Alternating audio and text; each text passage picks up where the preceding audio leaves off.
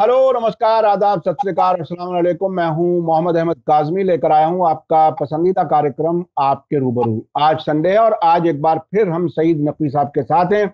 सईद नकवी साहब हमें हर संडे के लिए वक्त दे देते हैं, उसके लिए हम उनके बहुत शुक्रगुजार हैं। पिछले 2 हफ्ते वो सफर में थे, उसके बावजूद उन्होंने वक्त दिया और अपने जो एक जर्नलिस्टिक काम बाकायदा कर्नाटक इलेक्शन देख करके आए, वहां थे, उसके बाद तमिलनाडु थे, लेकिन उस आराम और रेस्ट के मौके पर भी आपने हमें वक्त दिया। हम उनके शुक्रगुजार हैं। आज हम सबसे पहले तो कर्नाटक के बारे में ही बात करेंगे, जो कि सईद नकवी साहब कर्नाटक इलेक्शंस कई दिन तक वहां रहे हैं, देखा है नजदीक से, क्या कुछ देख रहे थे और अब जो नतीजे आए हैं उसमें और उसमें कितना मैच करती है वो बात, हम वो समझने की कोशिश करेंगे थोड़ी सी मुख्तसर शुरू में। उसके बाद पाकिस्तान के वाकयात को जानेंगे। पाकिस्तान में इमरान खान ने, ऐसा लग रहा है कि एक साथ उन्होंने अमेरिका और वहां की फौज दोनों को नाराज कर दिया है।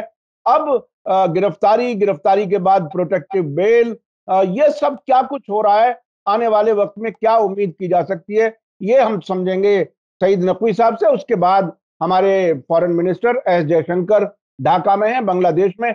बांग्लादेश हमारा पड़ोसी मुल्क है, वो मुल्क जिसे बनाने में भारत ने पूरी मदद दी, उसी के नतीजे में वो अलग मुल्क बना 1971 में, इंदिरा गांधी के जमाने में। हमारे लिए वो कितना इंपॉर्टेंट है, अब वो भारत के साथ कितना खड़ा है, वो हम समझने की कोशिश करेंगे और फिर जाएंगे मिडिल ईस्ट के वाकयात पर, जो इजराइल फिलिस्तीन का जो टकराव है वो कहां लेकर के जाएगा, नेतन्याहू क्या चाहते हैं, क्या मर्जी है, आसपास के मुल्कों का क्या रिएक्शन है, वो हम सब कुछ समझेंगे। सईद नकवी साहब, वेलकम है आपका। मीडिया स्टार वर्ल्ड को आप वक्त दे देते हैं, उसके लिए शुक्रिया। आप ये बताइए कि आप कर्नाटक होकर के आए थे, आपने जो कुछ देखिए, वहां। कर्नाटक महज ना लें आप अपने प्रेम में, जी जी। इसलिए कि पिछले हफ्ते एक ही दिन में इस सरकार को 3 अहम झटके लगे हैं, बल्कि चौथा झटका भी मैं मानूंगा। एक तो कर्नाटक का नतीजा, जिसमें कि मोदी जी ने अपनी तमाम प्रेस्टीज स्टेक पे लगा दी थी। वहां कम से कम उन्होंने 30 अदद 30 रोड शोज और रैलीज एड्रेस की। कई दफे गए, यानी प्राइम मिनिस्टर जो कि जिसका काम है यहाँ बैठ के अपने मुल्क के हालात को कंट्रोल में रखे, वो महज कैंपेन करता रहा और उसके बाद नतीजा कोई उनके हक में नहीं निकला। एक झटका तो ये। दूसरा झटका सुप्रीम कोर्ट ने बहुत अजीम शान दिया है, और वो ये कि अभी तक झगड़ा ये था कि lieutenant governor elected government Arvind Kejriwal के किसी भी डिसीजन को मानता नहीं था। उसने ये एक 2019 का एक पहले का जजमेंट था कि सर्विसेज जो हैं वो इलेक्टेड गवर्नमेंट के दायरे के बाहर हैं। तो सुप्रीम को, यानी यह कि जितनी ब्यूरोक्रेसी दिल्ली की है, वो उस पे इलेक्टेड रिप्रेजेंटेटिव और इलेक्टेड गवर्नमेंट का कोई कंट्रोल नहीं है। ये तो वैसे ही है कि जैसे एक मोटर है जिसके चारों पहिए निकाल लिए गए हों, तो वो सरकार करेगी क्या। आखिर में कल बहुत ही हिस्टोरिक जजमेंट दिया है मेंबर बेंच ने, और उसमें यह है कि इलेक्टेड गवर्नमेंट ही जिम्मेदार है तमाम ब्यूरोक्रेसी की, जो कि उसके मातहत होंगे, ना कि लेफ्टिनेंट गवर्नर के। सिवाय पुलिस, लॉ एंड ऑर्डर, क्योंकि कैपिटल शहर है, यहाँ तमाम वीआईपी आते रहते हैं। पुलिस, लॉ एंड ऑर्डर और लैंड, ये 3 मामलात जो हैं वो यूनियन गवर्नमेंट यानी लेफ्टिनेंट गवर्नर के हाथ में है। बाकी सब कुछ, यानी दिल्ली की काया पलट हो गई है। तो एक कर्नाटक जाता रहा, एक दिल्ली में जिस तरह से वो कंट्रोल किए हुए थे, दिल्ली को लगाम पे रखे हुए थे, वो लगाम उनके हाथ से छीन ली गई है। और तीसरी चीज, महाराष्ट्र में जो गवर्नर ने रद्दो बदल करवाया और वो सरकार बदल दी रातों रात, वो उसके ऊपर उसको रिवर्स करने की बात की गई है और गवर्नर और स्पीकर दोनों की जो रवैये हैं उनके खिलाफ सुप्रीम कोर्ट ने ऑब्जर्वेशंस किए हैं। चौथी चीज एक और है, दिल्ली में एक लिकर लाइसेंस का स्कैंडल चला कि साहब ये नई सरकार है, इसको इसके हाथ में पैसा नहीं लग रहा था तो इसने पॉलिसी बदली और उसमें लिकर की दुकानें खुली, उसमें इन्होंने कोई 100 करोड़ रुपया इकट्ठा करके गोवा के इलेक्शन में खर्च कर दिया। अब कल ही परसों ये नतीजा आया है वहां के जज ने ये राउज एवेन्यू के कोर्ट से कि साहब 2 लोग छूट गए हैं और उसमें 85 पेज की वो रिपोर्ट है, उसमें अभी तक एक पाई का भी घोटाला प्रूव नहीं कर पाए। इसका मतलब यह है कि शायद हो सकता है कुछ ही दिन में मनीष सिसोदिया और ये सत्येंद्र जैन ये दोनों शायद टूट जाएं, जो कि अभी जिनके खिलाफ। एक तो ये बहुत अहम चीज जो हमारे व्यूअर्स और हिंदुस्तान के तमाम लोग नहीं देख पाए हैं, वो है एक अमेरिका का बहुत ही सेंसिटिव स्टेटमेंट। इस चीज के बारे में उस एक मजमून आया है और मजमून का यह है कि America bad bet on India, यानी अमेरिका ने हिंदुस्तान के ऊपर भरोसा करके बहुत बड़ी गलती की है। चलिए, ये कोई भी मजमून लिख सकता है अखबार में, लेकिन ये इसके जो ऑथर हैं वो बहुत अहम हैं। वो हैं एशली टेलिस। एशली टेलिस मुंबई में पैदा हुए, शिकागो यूनिवर्सिटी से एमए किया, वहां से पीएचडी किया और बहुत ही काबिल। लिहाजा जब जॉर्ज डब्ल्यू बुश ने अपना एक हैंड पिक्ड एम्बेसडर यहां भेजा, रॉबर्ट ब्लैकविल, तो रॉबर्ट ब्लैकविल अपने साथ एक एक्सपर्ट को लेके आए क्योंकि उनको ये मालूम था कि न्यूक्लियर डील होने वाली है और एशली टिलिस न्यूक्लियर इश्यूज पे भी एक्सपर्ट हैं। तो ये उनके साथ आए और ये जो न्यूक्लियर डील, उसके बाद जो रिश्ते हमारे और अमेरिका के बढ़े हैं, इनकी बेपनाह दोस्ती है जयशंकर साहब से। यहां तक के जयशंकर एज जॉइंट सेक्रेटरी जब निगोशिएट कर रहे थे ये न्यूक्लियर डील अमेरिकन के साथ, तो उसी वक्त इनका ट्रांसफर हो गया था as high commissioner to Singapore. तो एक्चुअली टेलिस वगैरह ने कहा कि साहब इस पर टेक्निकल चीजें हैं, ये जो नई लाए हैं आप, एक खातून थी जॉइंट सेक्रेटरी, उसके बस का नहीं है। तो जयशंकर दोबारा बुलाए गए अपनी पोस्टिंग से ताकि वो यहाँ आके वो न्यूक्लियर डील अमेरिका से उसको उसके जो अंजर पंजर हैं उनको कसें और उसको इस तरह से वो न्यूक्लियर डील बनी। हालांकि उसमें से कुछ निकला। अब मामला क्या है? मामला यह है कि अमेरिका ने बेट ये कर लिया है कि अगली कोल्ड वॉर या अगली हॉट वॉर चीन से होने वाली है और हमारा दुश्मन चीन है। और क्योंकि खलिश हिंदुस्तान को भी चीन से है, लिहाजा हम इसको अपने एम्ब्रेस में ले लें और जितने भी हमारे पास टेक्निकल सहूलियतें हैं, नेवल, एयरफोर्स और तमाम तरीके की और ज्यादा सेंसिटिव, वो सब हम इनको देना शुरू करें और ये इनसे अच्छा। अब वो ये कह रहा है कि ये तो भूल हो गई, ये हिंदुस्तान जो है अगर ये हमसे सब कुछ लेके अपनी पोजीशन को बड़ा कर रहा, अच्छा अगर ऐसा हो रहा है तो मैं तो बहुत खुश हूं कि हिंदुस्तान ये सब सामान लेके अपनी पोजीशन को दुनिया में ज्यादा ऊंचा कर रहा है। अभी हाल में बाइडेन एडमिनिस्ट्रेशन इतनी सेंसिटिव टेक्नोलॉजीज ट्रांसफर करने वाला था, उस बीच में एशली टेलिस, अच्छा एशली टेलिस वो हैं कि जो कि हिंदुस्तान से पॉलिसी के आर्किटेक्ट हैं, यानी वो अंदर की हर बात जानते हैं। उन्होंने उसको रोका है कि अभी मत करिए, ये अभी हमारे नहीं है टोटली। झगड़ा क्या है कि अमेरिका हिंदुस्तान को अपना पार्टनर कहता है, और पार्टनर और एलाइज में फर्क होता है।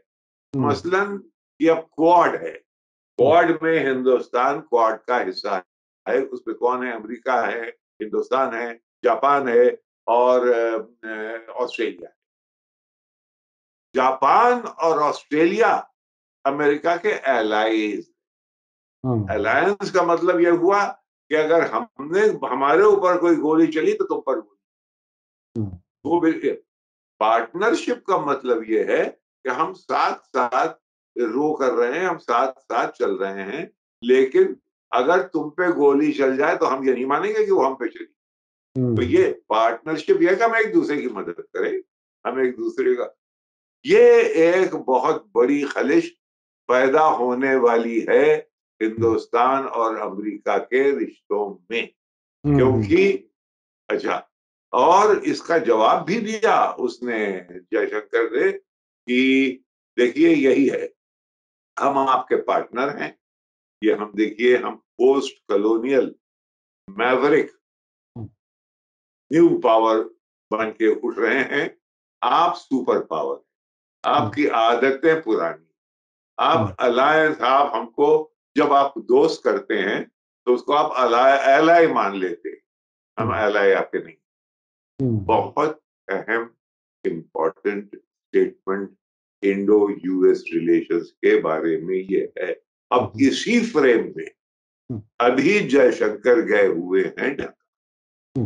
ढाका में क्या है सर? मैं उस पर आने से ढाका पहले की, एक चीज मैं बीच में समझना चाहता हूँ, माफ कीजिएगा आपको थोड़ा सा रोक करके। तो ये जो हमारी इंडिया और अमेरिका के बीच में जो मनमोहन सिंह के जमाने में डील हुई थी, न्यूक्लियर डील, उसके साथ साथ एक पख और लगी हुई थी जिसे हाइड एक्ट कहा जाता था। जी जी जी जी जी, और जी, वो जी, हाइड एक्ट का मतलब ये कि जो कुछ हमारी फॉरेन पॉलिसी है उससे मिलती जुलती उसके साथ आप चलेंगे फॉरेन पॉलिसी में। उसका क्या हुआ? ये जो अब चेंजेस हैं, ये हाइड एक्ट कहाँ चला जाएगा? हाँ, ये उससे, ये जो वो अंडरस्टैंडिंग थी उससे ये बहुत मुख्तलिफ रास्ता निकल रहा है। मैं तो इसको बहुत अच्छा रास्ता समझता हूँ। मैं समझता हूँ कि जयशंकर जिस तरह से नेविगेट कर रहे हैं, देखिए अमेरिका से लड़ाई करनी नहीं, अमेरिका से बैर नहीं करना, उनसे बैर हमें नहीं चाहिए, लेकिन हम उनसे फायदा भी लेना चाहते हैं, लेकिन यह कि उनके दुनिया भर के झगड़ों में हम मुलविस हो, ये भी हम नहीं चाहते। तो ये बिल्कुल एक क्लियर कट, अभी तक ये साफ तरीके से आया नहीं था। ये एशली टेलिस ने अपने एक टीवी के इंटरव्यू में और अपने इस मजमून में जो कि फॉरेन पॉलिसी मैगजीन में आया है उसमें ये लिख दिया है, bad bet, America bad bet on India. ये मैं अपने दर्शकों को बीच में, शायद मैं आखिर में भूल जाऊं, बीच में आप अपने दर्शकों को बता दूं कि देखिए सईद नकवी साहब ने एशली टेलिस का जो बैकग्राउंड बताया और जिस तरह से एस जयशंकर के वो सारे अलायंसेस, दोस्तियां, ताल्लुकात, वो सब याद दिलाए। हमें अब कौन नजर आता है जो हमें इतनी गहराई से इंफॉर्मेशन दे सके? ये सईद नकवी साहब की खूबी है। चाहे अमरीकी किसी पॉलिटिशियन की बात कर लें, जब लॉयड ऑस्टिन की बात करते हैं तो वो उस जमाने की भी बात करते हैं कि सीरिया में उन्होंने किस तरह से बशार अल असद के मुखालिफों को ट्रेनिंग दिलाई, और बहुत सी चीजें वो इतनी बैकग्राउंड इंफॉर्मेशन इंडिविजुअल्स तक की भी रखते हैं, वो हमें मिलती है इसमें। ये बहुत ही कमाल की इंफॉर्मेशन आती है हमारे सामने। अच्छा नकवी साहब, एक अहम बात और है जी कि जी जी, अगर कहीं गलती से हाँ, ट्रंप साहब इलेक्शन जीत गए हम्म तो वहां स्पेकुलेशन ये है कि एशली टेलिस अमेरिका के सफीर होंगे हिंदुस्तान। देखिए ये इस हद तक आगे तक की इंफॉर्मेशन है आपके पास। अच्छा, वो जो ढाका वाली बात थी वो जरा बीच में रह गई थी। ढाके वाली बात यह है कि ढाके में क्योंकि हिंदुस्तान ने बहुत बड़ा रोल प्ले किया था बांग्लादेश के इमरजेंस में, बांग्लादेश के क्रिएशन में, लिहाजा शेख मुजीब की साहबजादी शेख हसीना से हिंदुस्तान के रिश्ते इतने अच्छे थे कि बाकायदा पर्सनल तरीके से इंदिरा गांधी ने प्रणब मुखर्जी, जो कि बाद में प्रेसिडेंट हुए, उन दिनों में कॉमर्स और फाइनेंस मिनिस्टर थे, बहुत ही इंपॉर्टेंट आदमी थे कांग्रेस पार्टी के, उनको ये जिम्मेदारी ठहराई थी कि वो शेख हसीना की देखभाल, जब भी वो हिंदुस्तान आए तो प्रणब दा हमेशा शेख हसीना की देखभाल करते थे। गोया एक पर्सनल रिश्ता शेख हसीना से था, उसको वो भी निभा रही थी। लेकिन उनके यहाँ की फौज और उनके यहाँ का पूरा अमला, उस पे चीन का बहुत बड़ा असर है। तो ये कि आपकी दोस्ती तो शेख हसीना से है, लेकिन पीछे का तमाम अमला जो है वो चीन की तरफ रुजू है, तो ये अमेरिका बहादुर को नहीं सूट कर रहा। अब देखिए, ये मामला और हिंदुस्तान और अमेरिका के रिश्ते, इनमें कहीं जाके एक लाइन मिलती है कि वो हिंदुस्तान से अब शिकायत ये करेंगे कि भाई, अमेरिका करेगा कि भाई समझाओ ये क्या कर रहा है। वो ये कहे, देखिए है क्या, आपने अभी बीच में तस्करा किया था इमरान खान का, तो अभी किसी हद तक हमारे ताल्लुकात अच्छे खासे हैं जाकर, बावजूद इसके कि वो जो सीएए और वो जो बिल एनआरसी, जी जी जी, उसके बावजूद भी रिश्ते हमने अपने बहाल रखे। हमारे जो पिछले सफीर थे वहां, उनका बहुत उसमें अहम रोल है कि पर्सनल ताल्लुकात उन्होंने रखे और ये इनको कंट्रोल में रखा। अब बात आगे निकल गई है, पाकिस्तान में क्या हो रहा है। पाकिस्तान में ये हो रहा है कि इमरान खान, अब उसको वो डिटेल्स, क्योंकि लीगल डिटेल्स हैं और पॉलिटिकल डिटेल्स, सीधी सीधी बात ये है कि इमरान खान पंजाब के नहीं, पठान हैं जो कि पंजाब में रहते हैं। पाकिस्तान को पंजाब चलाता है, फौज के अंदर भी पंजाब का दबदबा है। एक तो पहलू ये है। दूसरे ये कि इसने उन जगहों पे जाके पॉपुलैरिटी अपनी बढ़ाई है जहां पे पाकिस्तान के और लीडरान जाते नहीं थे, मसलन नॉर्थ वेस्ट फ्रंटियर प्रोविंस, मसलन पख्तूनख्वा। अब इन सब एरियाज की जरूरत है अफगानिस्तान के इशू के लिए, वहां बेपनाह पॉपुलैरिटी है। अब इमरान खान की पॉपुलैरिटी से पूरा, यानी जितना वहां का इस्टेब्लिशमेंट है वो हिला हुआ है कि साहब ये अगर कहीं जीत के आ गया तो फिर हम लोगों का सबका क्या होगा। एक वहां के जर्नलिस्ट है नजम सेठी, यानी उनको, वो बहुत से लोग हैं जो कि बाकायदा अपने वीजे वीजे पासपोर्ट तैयार रखे हुए हैं कि अगर कहीं दोबारा आ गया तो फिर हम लोग चले जाएंगे अमेरिका में जाकर रहेंगे। ये हो रहा है, तो उसको खत्म करना जरूरी, किसी तरह इसको रद्द करना। अब ये क्या हो, बात हो रही है, सब भी हो सकता है ये कि फौज में डिवीजन हैं वगैरह वगैरह, ये मुझे नहीं मालूम। लेकिन अहम बात यह है, अहम बात यह है, और ये जितने आपके सामीन हैं वो इस बात को गौर से देख लें कि इतना बड़ा वाकया हो रहा है हमारे नेबरिंग मुल्क में, और एक जर्नलिस्ट हिंदुस्तान का वहां नहीं है। ये कहाँ के रिश्ते हैं, ऐसे रिश्ते दुनिया में कहीं नहीं, किसी दो मुल्कों में ऐसे रिश्ते नहीं है कि यहाँ इतनी बड़ी कहानी और आपका कोई अखबार नवीस वहां जाता नहीं है और उसके बारे में बात नहीं करता। यानी कोई, ये जो है, ये आपके सामीन को मैं मोबिलाइज करना चाहता हूँ कि भाई हिंदुस्तान को जरूरत है हम अपनी आंखों से दुनिया को देखें, पाकिस्तान को भी देखें। अब इस वक्त बात क्या हुई है ढाके में। ढाके में जयशंकर साहब ने बात की है कनेक्टिविटी की, यानी हम में आप में रिश्ते हों। आप ढाके जाइए, जो कि मैं कई दफे गया हूं, उनको जरा सा अंदाजा नहीं है कि हिंदुस्तान में क्या हो रहा है और हिंदुस्तान ढाके को किस नजरिए से देखता है। नहीं है। क्यों नहीं? इसलिए नहीं कि यहाँ का कोई टेलीविजन नहीं है, यहाँ के अखबार वहां नहीं जाते, वहां के अखबार यहाँ नहीं आते, यहाँ का टेलीविजन वहां नहीं देखा जाता, वहां का टेलीविजन यहाँ नहीं देखा। ये अजीब और गरीब मामला है।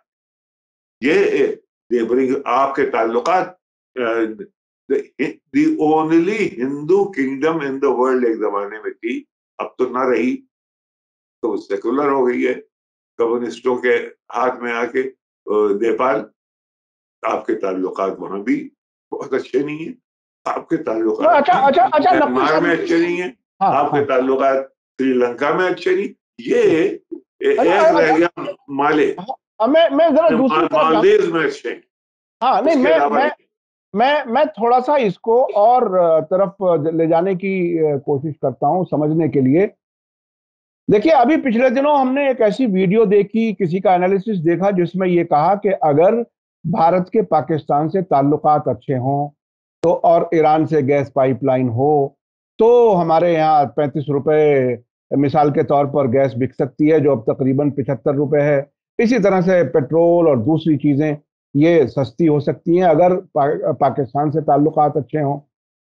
ये जो कॉलोनियल जो निजाम जो यहां से चला गया, लेकिन ताल्लुकात की शक्ल में आज भी बाकी है, ये जो पड़ोसियों को एक दूसरे के नजदीक नहीं आने देता, जिसमें भारत और पाकिस्तान खासतौर पर मिसाल के तौर पर कहा जा सकता है, इन पूरे इलाके के इन मुल्कों की तरक्की को रोकने के लिए मुसलसल वो मीडिया, जिस मीडिया को हमारे ये सारे मुल्क कॉपी करते हैं वेस्टर्न मीडिया के नजर से, क्या वो इस मीडिया के और उनकी साजिश के नतीजे में इन सारे मुल्कों की तरक्की रुकी हुई है? क्या इसे इस तरह से देखा जा सकता है? बिल्कुल, यानी आपने अपने आप को, भाई माइंड को कौन कंट्रोल करता है?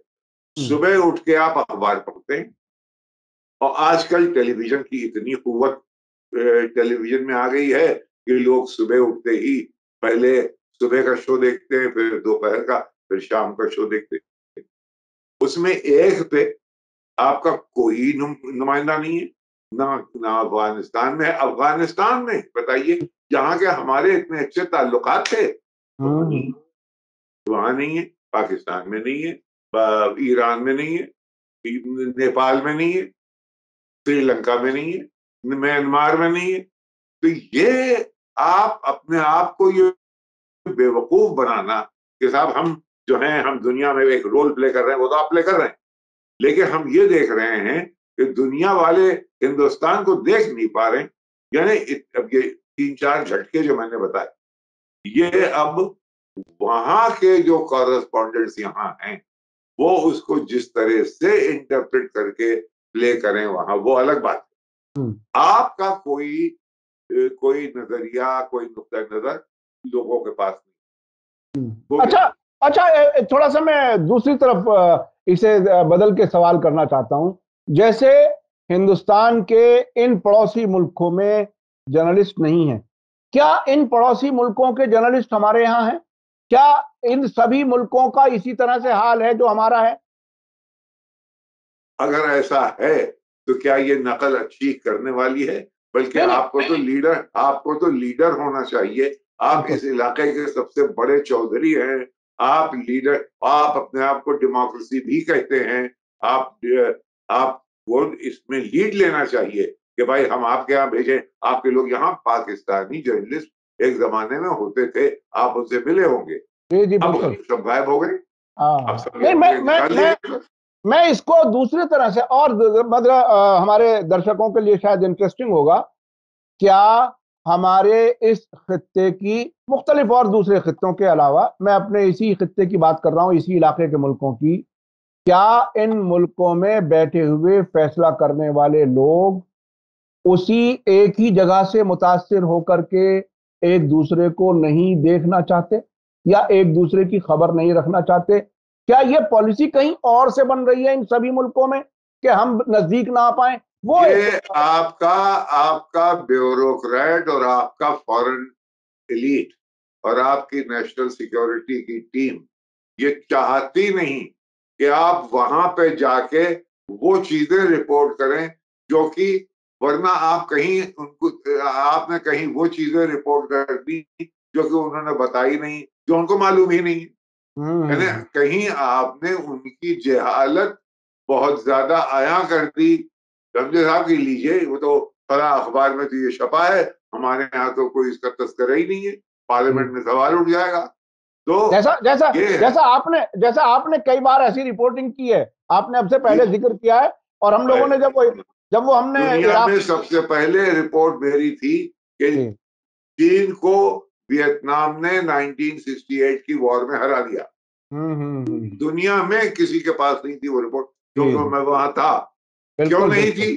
हाँ, इसलिए कि उन दिनों में 1978, सॉरी, जी जी जी। इसलिए कि उन दिनों में अमेरिका का, आपको याद हो, किसिंजर साहब खामोशी से पाकिस्तान के जरिए बीजिंग गए थे, माओ से तुंग से मिले थे, चुएलाई से मिले थे। उसके बाद निक्सन साहब गए थे वहां, तो बाकायदा एक रिश्ता कायम हुआ था। तो जब अमेरिका ने अभी अभी अपने सीने से लगाया है जिस मुल्क को, जिसका नाम के चीन है, अभी लगा है वो, और अभी अभी वो पिट जाए, तो लिहाजा वेस्टर्न मीडिया ये बात कहने को राजी नहीं था कि जिसको हमने दोस्त आज बनाया है वो बगल वाले मुल्क से पिट गया उस जी जंग जी। में। हाँ लेकिन तो ये इस तरह की चीजें हैं। नकवी साहब जरा वक्त कम रह गया है, मैं याद दिला दूं कि हम लोगों ने इराक वार में भी कुछ ऐसी रिपोर्टिंग की थी जी जिसको जी दुनिया जी के जी दूसरे मीडिया ने भी जी बाकायदा उसको कवर किया जी था। जी और मुझे याद है कि जब मैं ईरान से कवर करके और बगदाद पहुंचा, तो हमारे यहाँ के एक बड़े चैनल के एक जर्नलिस्ट ने कहा, काजमी साहब आपने तो बहुत इंपॉर्टेंट इंटरव्यू कर लिए, जो आपको याद है आयतुल्लाह बाकर अल हकीम का इंटरव्यू किया, कुछ और लोगों के किए। तो ये अपना मीडिया अगर पहुंचे तो अपनी आंखों से देखे। ये अब मैं चलना चाहता हूं, ये जो इजराइल और गाजा के बीच में जो टकराव चल रहा है। देखिए इजराइल। इसमें ये जी ये मैं आपका सवाल समझ गया हूं, इस क्योंकि वक्त कम है हाँ इसलिए मैं देखिए है ये कि शगुफे छोड़ देना, किताब नाजिल हो रहा है बेंजामिन नेतन्याहू साहब पे, करप्शन चार्जेस हैं, गलत इलेक्शन है, उल्टी सीधी काबीना बना ली है, अनपॉपुलर है। एक उन्होंने जुडिशल रिव्यू की बात की है जिसके ऊपर की 5 मिलियन का मुल्क है जिसमें 1 मिलियन लोग सड़क पे आ गए, वो ये हाल है नेतन्याहू साहब का। अब वो क्या करें? तो लिहाजा एक फलस्तीनियों के ऊपर अगर इधर दाब दो और उनसे कहो देखिए साहब ये लोग तो हमारे पर बस, तो दुनिया का अटेंशन उस तरफ डाइवर्ट करना, इसका मकसद, इसके अलावा अहम मकसद ये है कि उनको बिल्कुल बिल्कुल इंटिमिडेट। बिल्कुल तकरीबन ऐसा ही जैसे हमारे यहाँ भारत में मोदी जी करप्शन की बात ना करो, बेरोजगारी की, महंगाई की बात ना करो, हिंदू मुस्लिम करा दो, तो इससे बढ़िया कोई मजेदार बात नहीं बस है। बस तो बस बस तकरीबन इस तरह का मैं कभी आपसे बात करूंगा अलग से कि हमारे मोदी जी और उनके बीच में, नेतन्याहू के बीच में क्या क्या कॉमन चीजें हैं, और आपके जो ऑब्जर्वेशन हैं वो बहुत ही उसमें गहराई होती है। आपसे कई चीजों पर आज बात हुई, खासतौर पर अमेरिका और भारत के रिश्ते, पार्टनर और अलायंस का फर्क, ये आपने बताया। और एस जयशंकर जो ढाका गए हैं, उन्होंने क्या कुछ कहा, क्या कोई अमेरिका उन्हें मनवाने की कोशिश कर रहा है, वो चीन के नजदीक उनकी सरकार जा रही है। और ये भी हमने समझने की कोशिश की कि मिडिल ईस्ट में क्या कुछ हो रहा है। लंबी बात नहीं हो सकी उस सिलसिले में, लेकिन आपने एक नतीजे के तौर पर बताया कि वो नेतन्याहू अपनी जान बचाने के लिए, अपनी सरकार बचाने के लिए सब कुछ कर रहे हैं, और इसमें पूरा मुल्क दांव पे लगा हुआ है। अगर अगर उनके नजरिए से भी देखा जाए तो ये इजराइल के लिए अच्छा नहीं है, इतनी बड़ी तादाद में प्रोटेस्ट बहुत में मुझे रहना। जी जी जी। और जिस तरह से जंग में हालात हैं वो तो हमारे आपके सबके सामने है। 2 दिन के अंदर 800 रॉकेट्स गजा की तरफ से इजराइल की तरफ आए, और हमने एक डिटेल्ड रिपोर्ट दी थी। आप लोगों को याद होगा, हमारे सामीन को, कि आयरन डोम फेल हो गया। आयरन डोम जिसपे बहुत फख्र था इजराइल को, वो फेल हो गया और अब उसकी जगह एक कोई दूसरा एयर डिफेंस सिस्टम है जिसका नाम डेविड स्लिंग है। उसने कहीं कुछ जगहों पर कंट्रोल करने की कोशिश की है, लेकिन अब इजराइल इनविंसिबल नहीं रहा। दूसरे जो अपोजिशन है, जो रेजिस्टेंस है, उसके पास भी काफी बड़ी ताकत है। ये बातें अब तक बहुत हद तक सभी के सामने आ चुकी हैं। बहुत बहुत शुक्रिया सईद नकवी साहब, आप हमें वक्त दे देते हैं, उसके लिए शुक्रिया। इसी के साथ मुझे दीजिए इजाजत। धन्यवाद, शुक्रिया, जय भारत, जय हिंद। मीडिया स्टार वर्ल्ड के और वीडियो देखने के लिए हमारे चैनल को सब्सक्राइब करें और सीधे नोटिफिकेशन पाने के लिए बेल आइकन दबाएं। और अगर हमारी खबर सच्ची और अच्छी लगे तो अपने व्हाट्सएप, इंस्टाग्राम, फेसबुक और ट्विटर अकाउंट पर जरूर शेयर करें।